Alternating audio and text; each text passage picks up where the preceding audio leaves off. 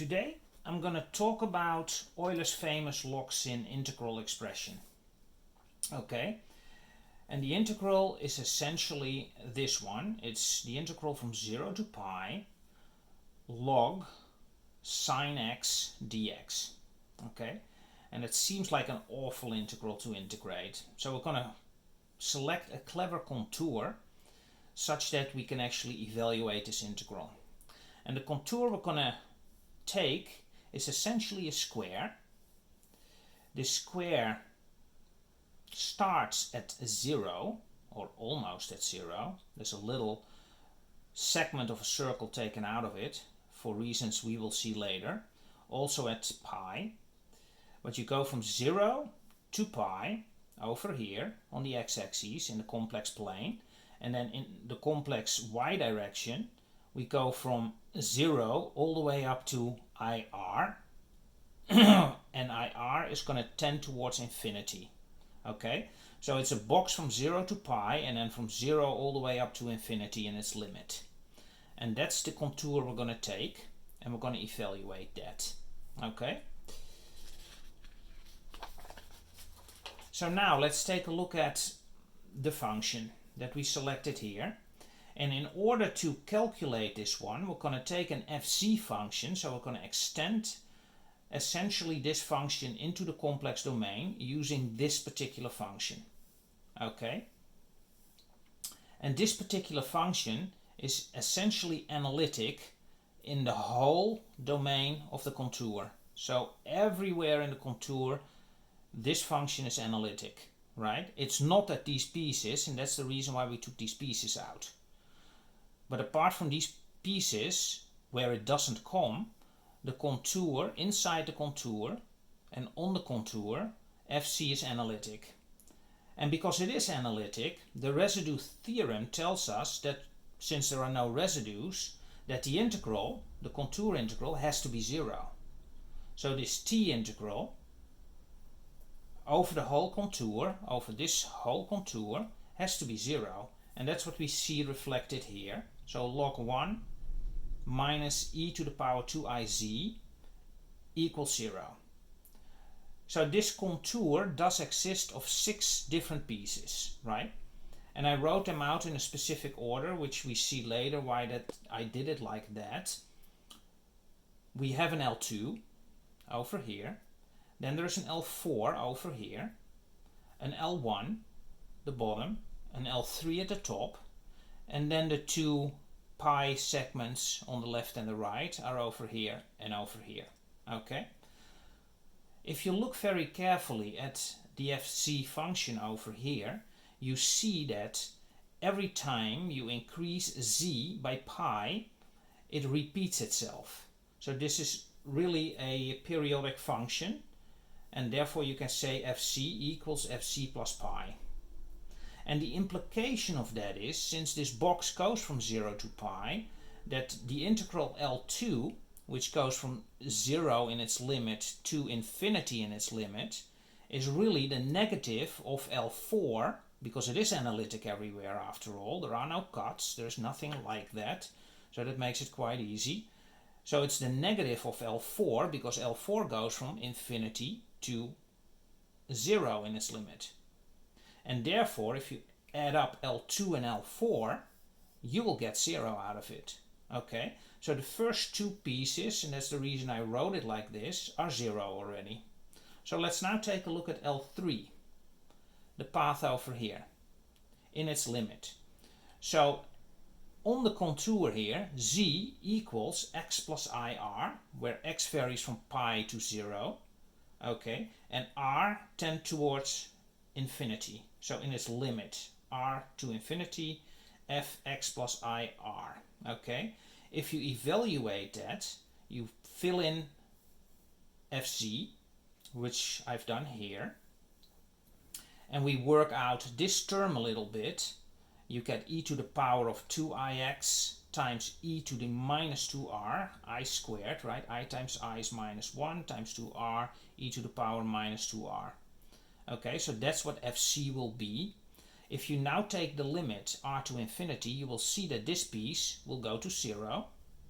Okay, because r goes to infinity here, and therefore the logarithm of it will go to 0. Okay, so in its limit, fc will go to 0 on L3. And therefore, the L3 piece of the contour, fcdc, will be 0 also. Okay? So what do we have so far? We started with looking at L2 and L4. The sum of those was 0. L3 was 0 in its limit. So we are left with L1, this piece over here, and the two circular pieces over here and over here. So let's take a look at this first circular piece, C epsilon, over here. Okay? And on that circular piece, since it is a small circle, you can say Fc equals epsilon, where epsilon is going to go to 0, e to the power I phi, where phi varies from pi over 2 to 0. Okay, pi over 2 here in the beginning, and that goes to 0 here. Okay? So if you fill that out, epsilon e to the I phi, you can fill that out in the form over here. We can also take a look at dc. If you take a look at dc, that's obviously the differentiated version of this, which is epsilon I e to the I phi times d phi over here.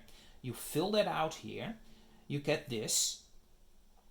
Okay, and I rewrote the e to the I phi as cosine phi plus I sine phi over here.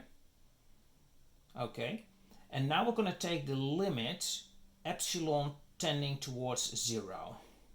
Okay, and if you do that, you see that epsilon here becomes 0, e to the 0 equals 1. 1 minus 1 goes to 0, so this logarithmic piece goes to minus infinity.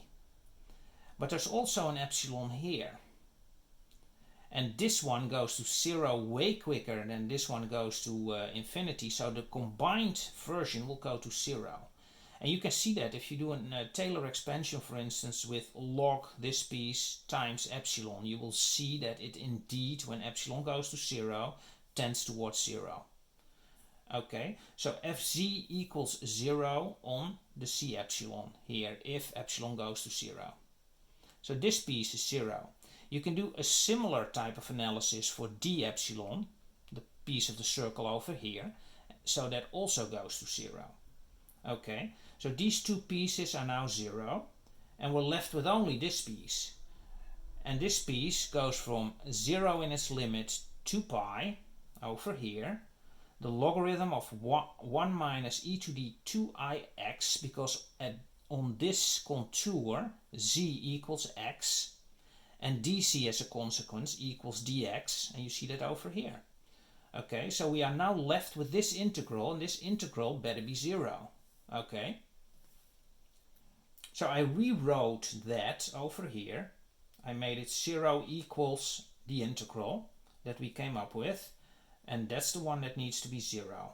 Now we can rewrite this a little bit. We can take e to the ix out of it, and then as a consequence, inside the brackets, we get e to the minus ix, because this times this equals 1, that's this term, and this times this equals e to the power of 2ix, that term.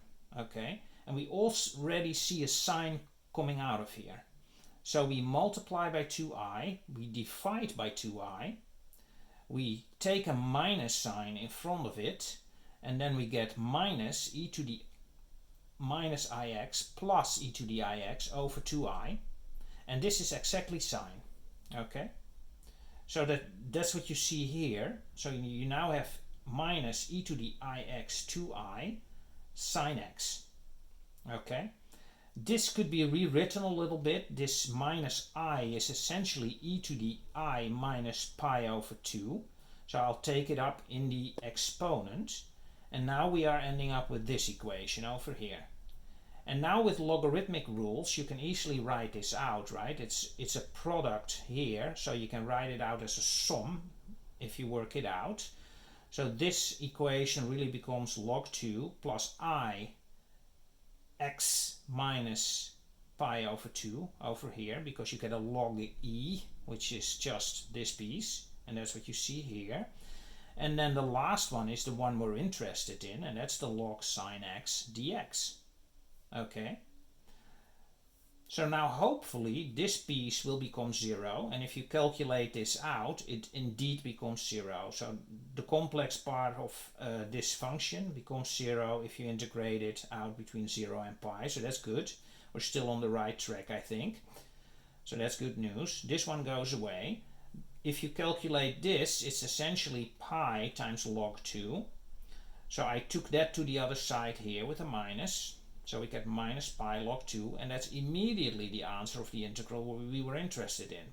Yeah, so the integral, the Euler's log sine integral we are interested in equals 0 to pi log sine x dx equals minus pi over log 2. Okay? I think this is a great place to stop. If you like this video, please subscribe and please like, and I'll see you in the next one.